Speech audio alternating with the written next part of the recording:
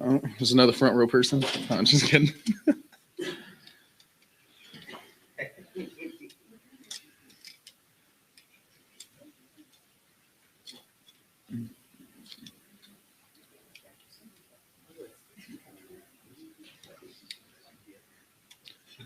So, oh, I need to go upstairs. Because I'm in the wrong room. I'm supposed to be in Willow.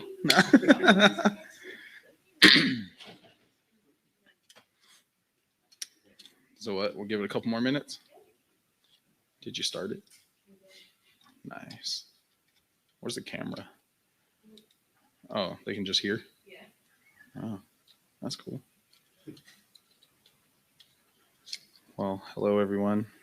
You guys look very tired after eating those sandwiches. The turkeys. Well, if anybody wants to join, they'll come through the door. We shall get started. So good afternoon, everyone. I'm Thomas Romero. I'm the environmental director for the Timbisha Shoshone tribe of Death Valley in California. In this presentation, we're going to go over success with EPA's money that they've awarded us, because everybody loves a good EPA success story. And that's why we're all here, right? Is it working?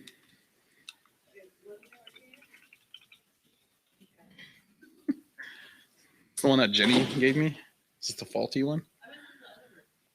Yeah, okay. No, I'm just kidding.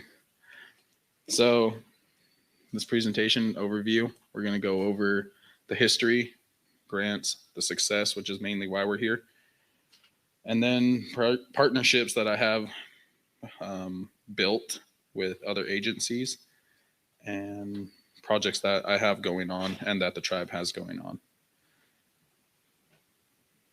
I don't think it's going to work. Oh, look, it worked. So my full name, government name, is Thomas Aaron Kualoa Romero. I am Hawaiian, Mexican, Shoshone, probably some other stuff that I don't know. Didn't do the DNA swab yet. I am a member of the tribe. I come from a long background of construction. C46 solar installation is what I have under my belt. General B contracting. And I focus mainly on finish work. So I pay attention to fine details with everything that I've done in my career. I've learned from Diener Construction, CFYH Construction, and many other ones that are in the valley. I've helped build multiple homes in Mammoth, so I pay attention to detail pretty well. And what brought me here is probably the solar and my people is why I'm in this position. So the history of the tribe here. Now I have to walk around because I can't point with that. I'm just kidding. The tribe, you guys can read this. This is in the act here, the public law. These are our parcels. I don't know if you guys can see them up way back that way. But parcel A and B are in Nevada. Parcel A is 3,000 acres, roughly. Parcel B is approximately 1,000 acres. C, D, and E are all in California, and they're all in Inyo County. So we work very closely with county and the park. The park is the Death Valley Park, National Park. So if I ever say the park, then that's what it is. Or county is Inyo County. This is where we mainly reside. We have tribal members here on Section D, is the main village, which is 314 acres roughly. We have about roughly 40 members on the reservation.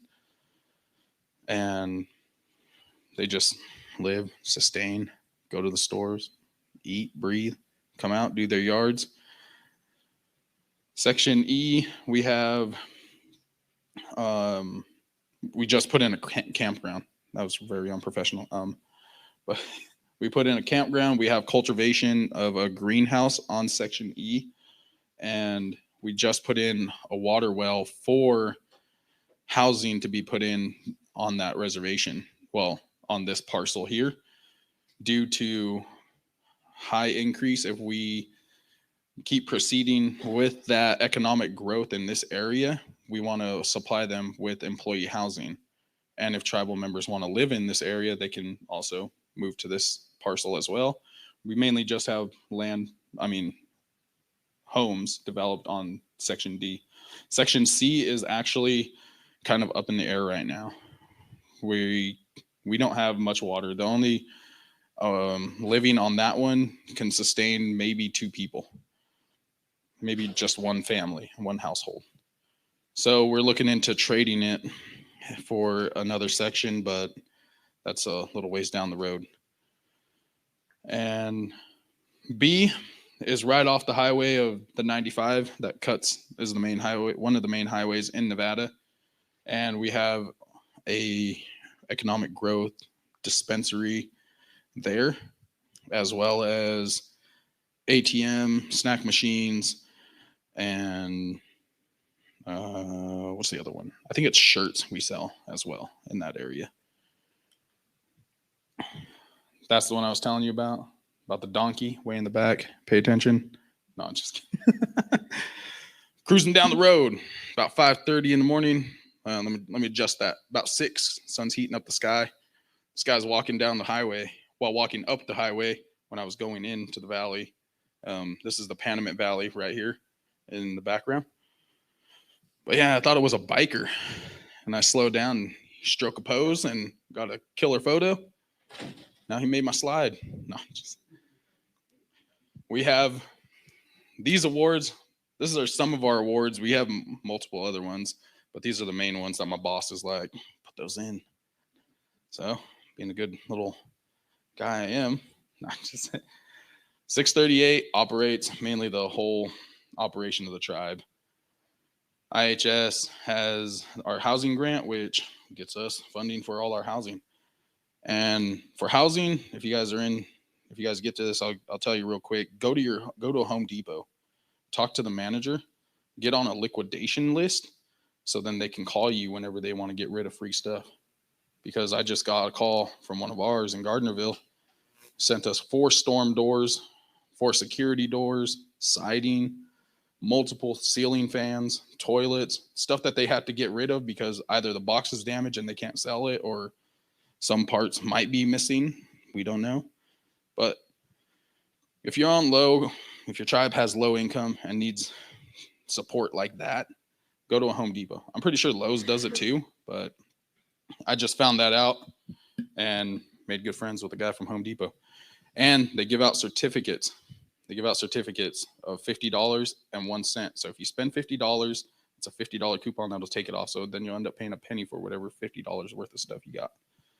Just write them up a letter saying for what it's intended for tribal people, or for what you're going to use it for, renovation or anything like that, to help with the community. 320, 106, 319, those are all me. TIPO is through Park Service.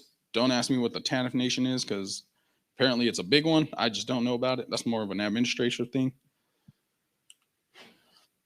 So the main thing why I'm here up in this position is because Juliana grabbed my arm like that and said, "You're putting on." Just saying.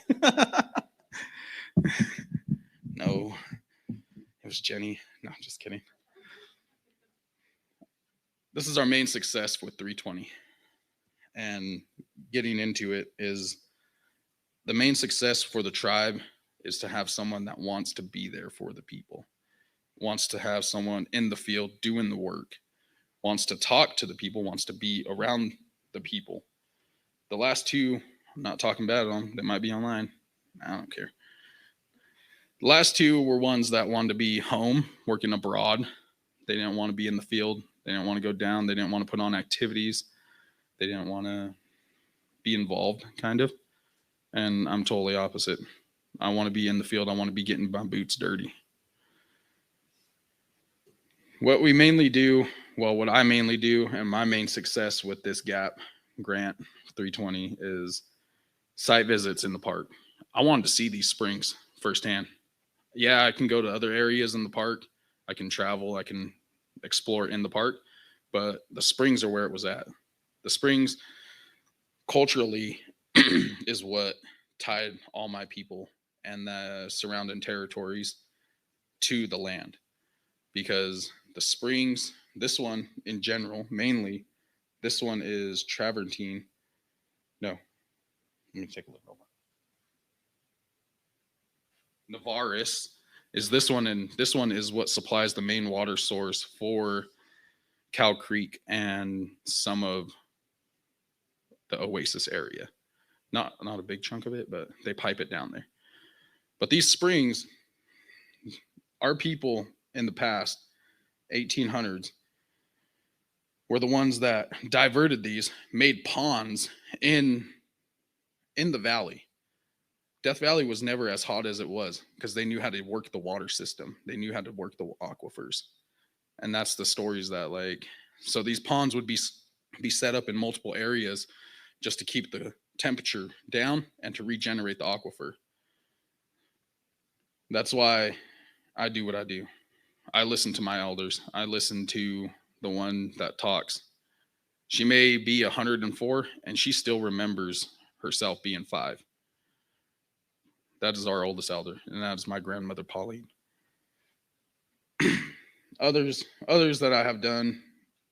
So after seeing all the springs, after seeing everything that they enclosed, after gaining access, understanding it, I've started other things is my EA reports, campground road. Our campground road can't get done unless we do an environmental assessment.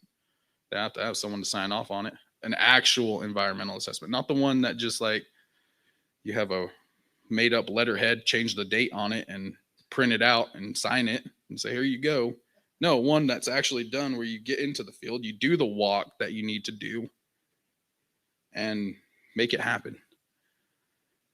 Same with all the other ones, the electrical service for SCE and all the other surrounding agencies that are in that area.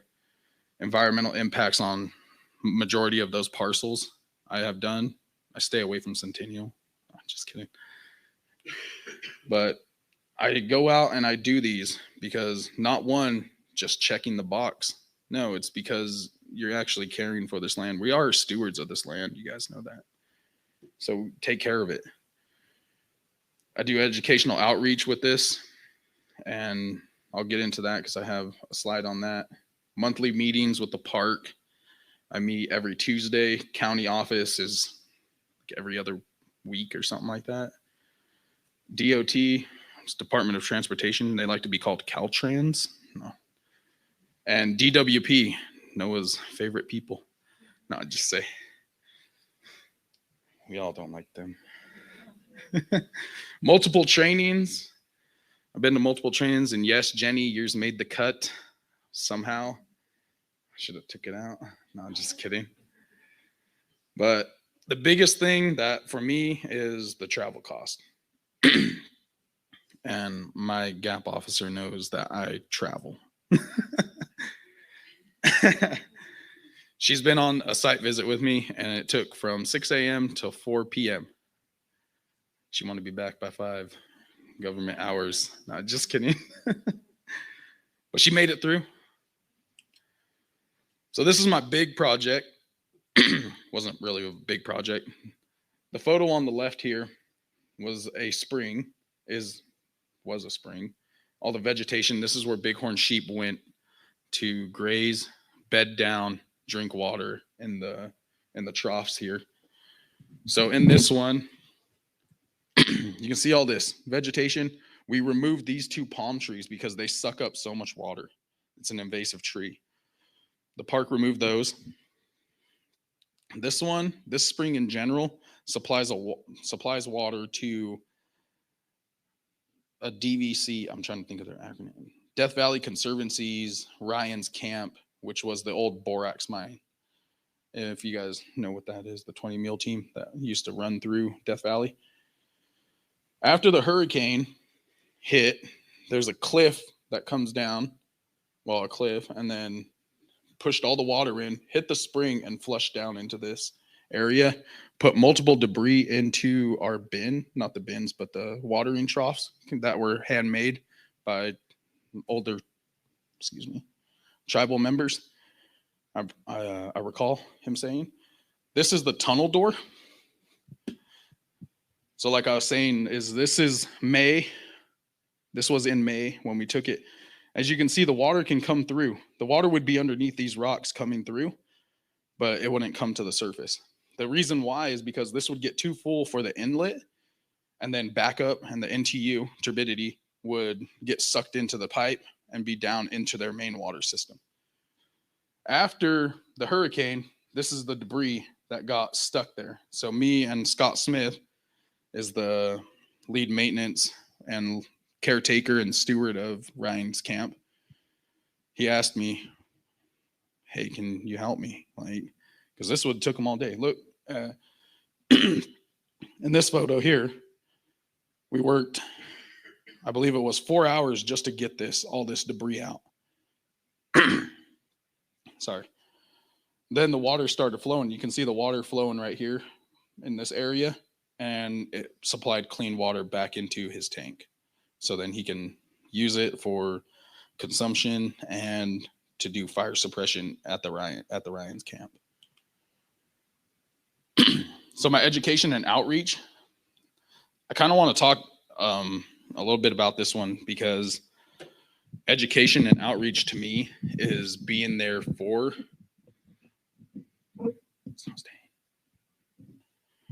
education and outreach for me is being there and teaching the youth and showing them what is good and what is wrong and what to do and what not to do in the field. These are just some of the things that I've done so far with the tribal members, but the main one was my camping workshop, to get all of our youth into one room, to get their parents involved, and to give them camping supplies so then they can go out into the field and know what to do, know how to set up a tent, how to start a fire, how to do everything that our people used to do walking. They would walk and they would set up. They'd move to one section, set up camp, and then move to the next one. We were moving around. So we didn't know boundaries. There was no boundaries for us. We all moved. That's why when we took into consideration of being federally recognized, they were like, you don't have enough members in your area, so we're going to widen you out into this section.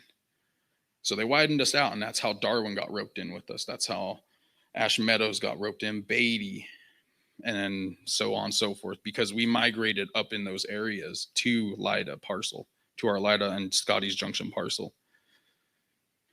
That's the education that I teach when I do middle school presentations. So then they know when they're going into high school that when they start reading those history books, that's not in there. It doesn't show migration paths of like native people and which way they went.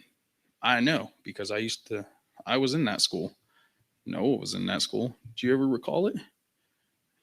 None of us do. Because the book is written by the victor. And that's one of the biggest things that I can give you right now, is that it's written by the victor.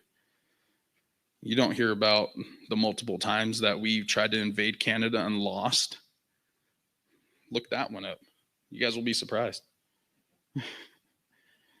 Emergency pamphlets and preparedness. We are in such a rural area. We are an hour away from a majority of stuff. Like our main hospital is an hour away for those people there. So we gave them the emergency contacts.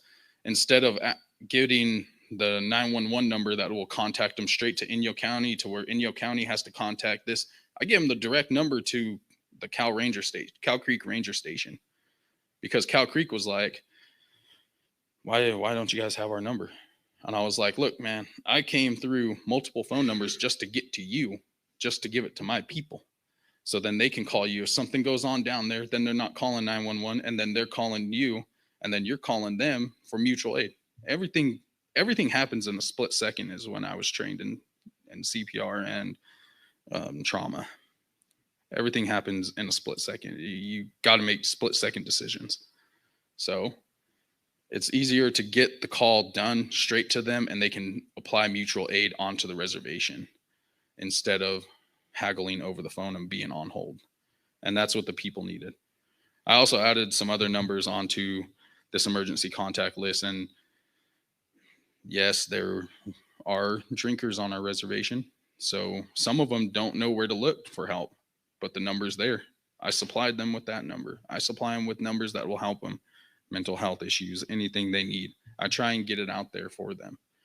Because some people, like the native people I know, are very prideful. They will not ask for help. They will not seek for help unless they go and look for it if it's in an area where they can do it. I'm almost done.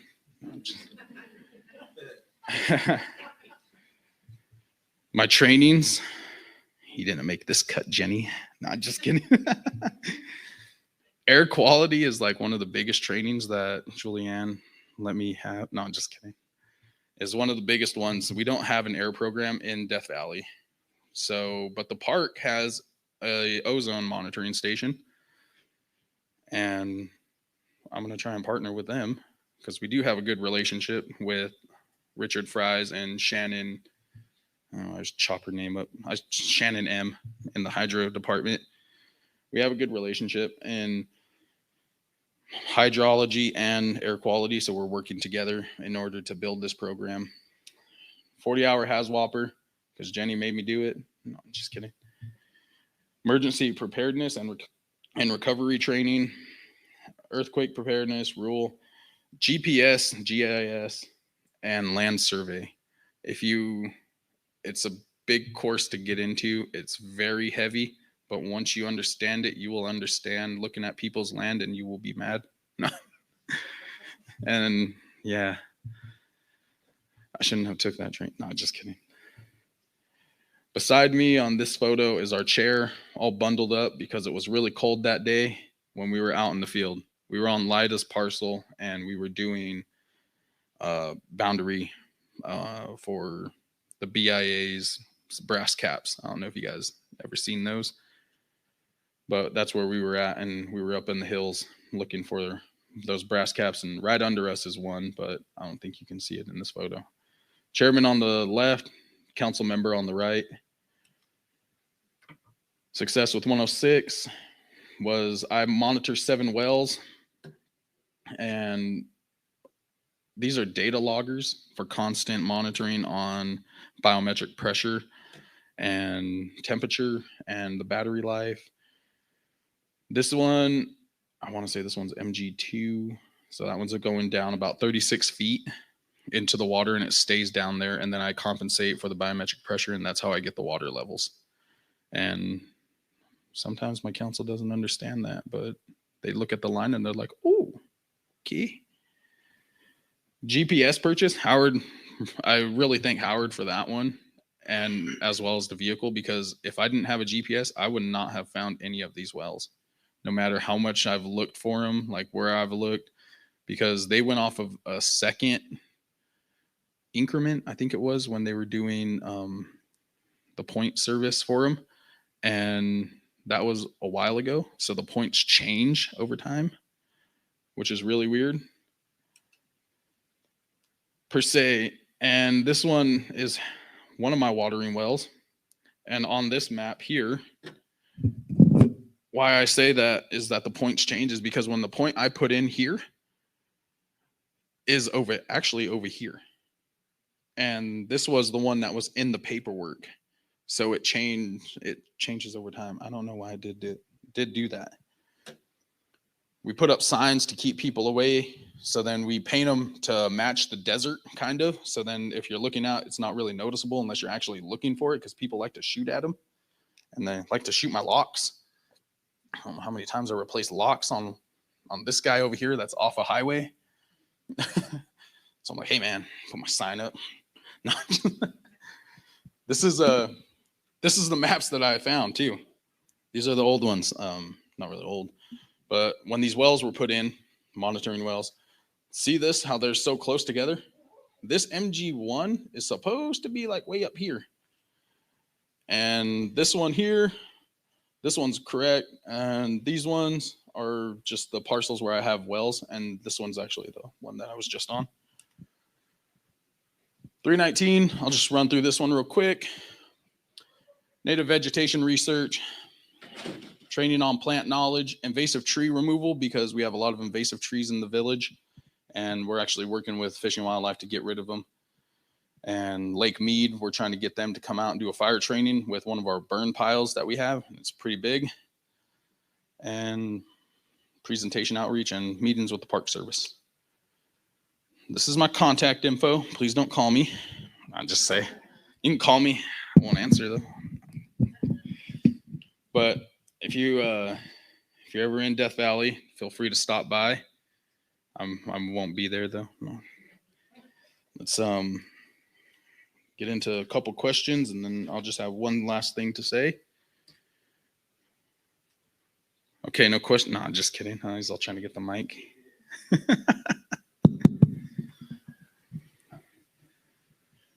I break out in a song. I'm just curious to how many. What are the number of ponds, springs in that area? As of right now, there's just one, and it's on the Oasis side, and it's one of theirs that they diverted the water.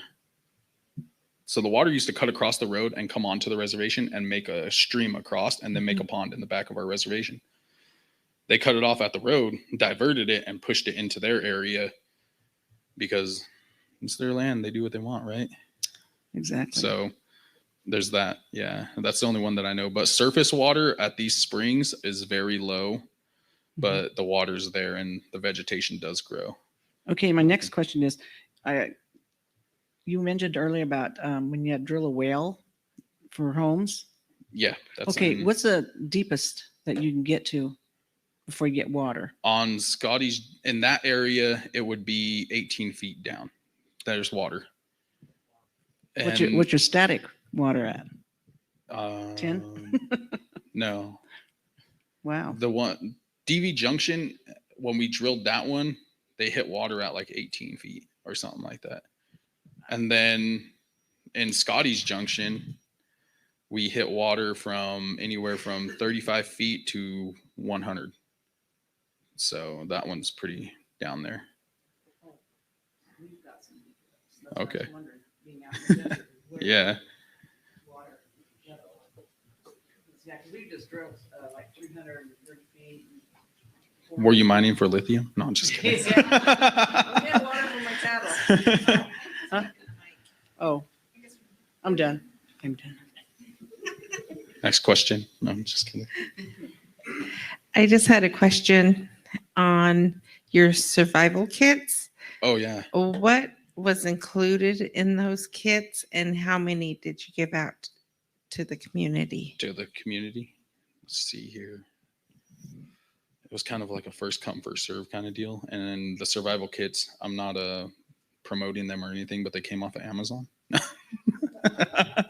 It was like a small survival kit. Yeah. They're really good. They have a whole bunch of stuff in it that helps. Oh, go ahead. How did you guys deal with the hurricane? We're still dealing with it. Still dealing with it. How did it impact your guys' community? It shut down the park and the main road for us to get out for 2 days, and I couldn't get in to help my people for 2 days, so I had to correspond with the Park Service and get onto their EO, their emergency operations board. So I was helping abroad, but we also got Inyo County involved, and they got us water and some food from a food bank, which then myself and the housing, Jared and Ziggy, they all transported it down for us. And then we still have water in the village just on standby right now for them as well, if they do need it. But the park is actually, after the 2 days, they did open up admin road, but you had to drive slow because some of the areas was missing, but they could get out. Does that answer it? Oh, okay. Hi, I just wanted to add also, if you're interested in funding some of the activities Thomas is going over using GAP funds, it's important to be creative with your project officer and think about how to frame it so it links to an EPA program. So a lot of things he's talking about, you could frame as climate change resiliency. So just kind of think about that and have those conversations with your project officer about what you need and how we can get it funded.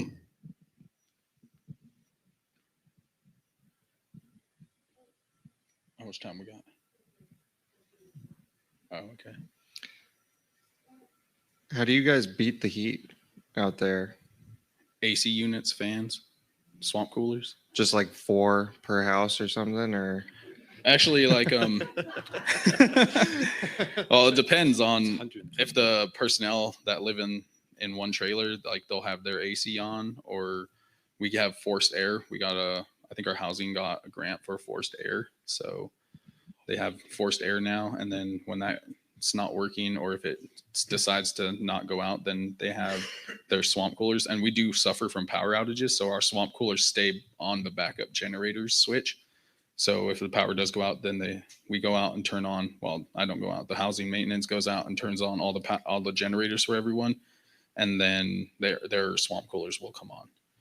That's if they're like the power's out though. Okay. But the heat wise is they just deal with it, man. Like it's just there. It's like another nature for them. Like my mom comes and visits me and she's like, it's cold up here. I'm like, dude, it's like 80 on the chat. Yes. Did your experience with the hurricane change any of your practices or cause you to plan changes? See, I never, when I came into this position, they told me they had a mitigation plan, but I couldn't really find one. So I'm still looking for it.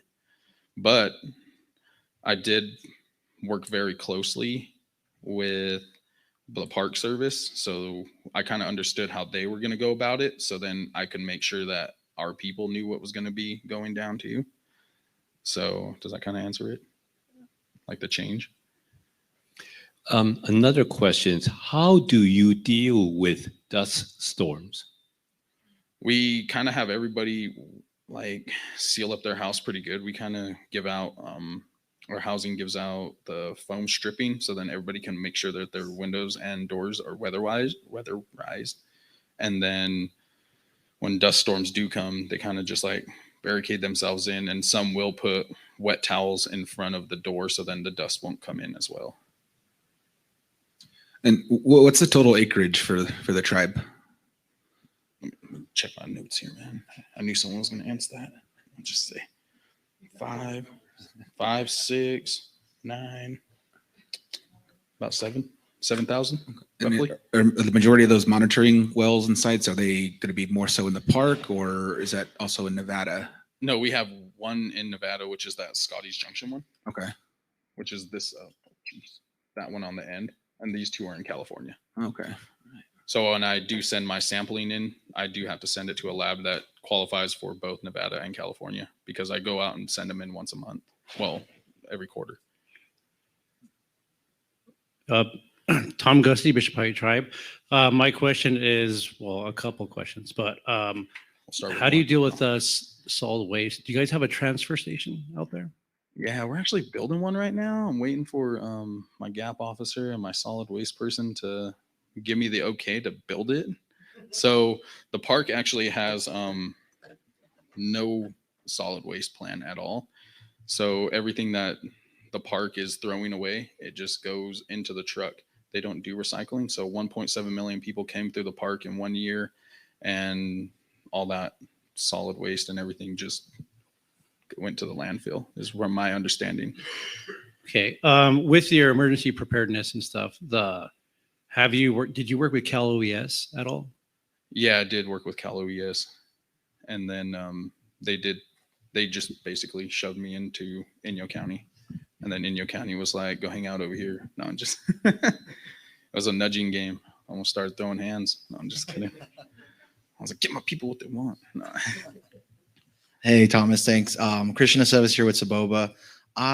You mentioned you're trying to fund the construction of the transfer station through GAP and solid waste, or is it kind of like getting equipment? It was, well, the equipment part we can purchase through the Gap and Right.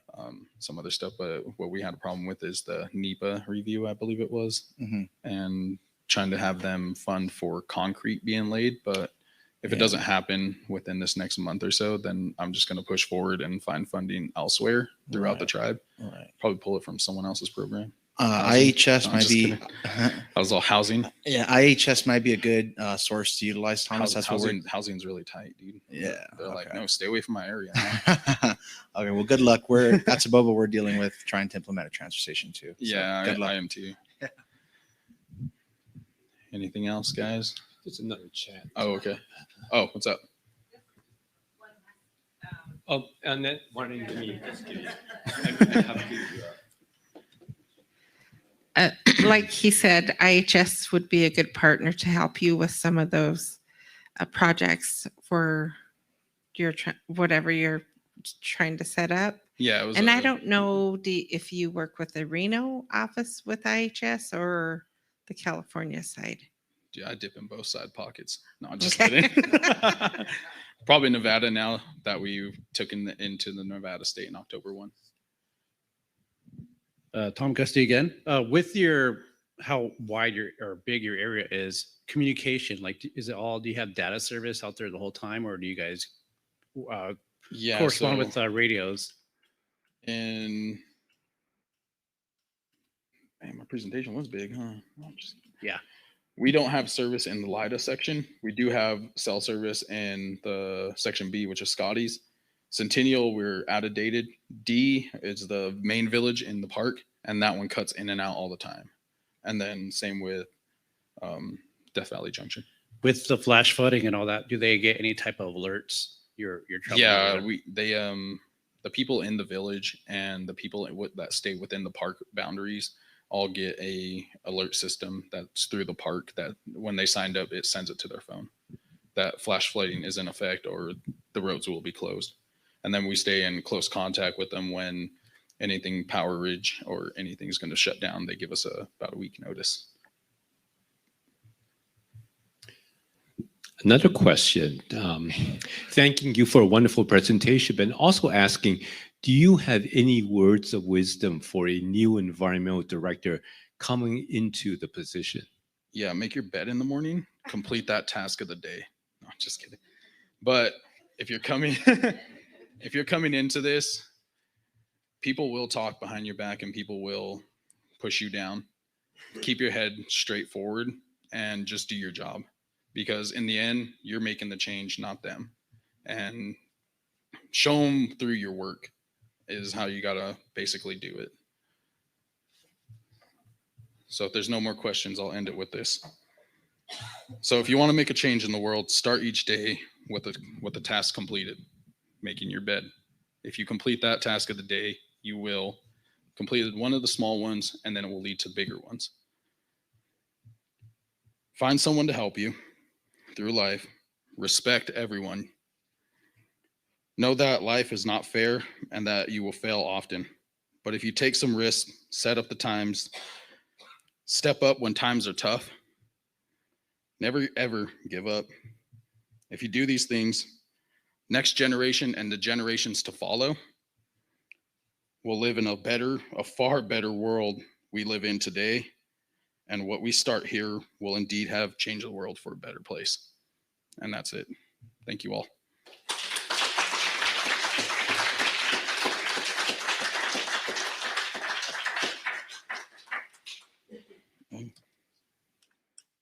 Oh, yeah, if you want to. Did you guys get the contact info? If you want to call me, don't. No, just say. Thank you all. Oh, my bag's over here.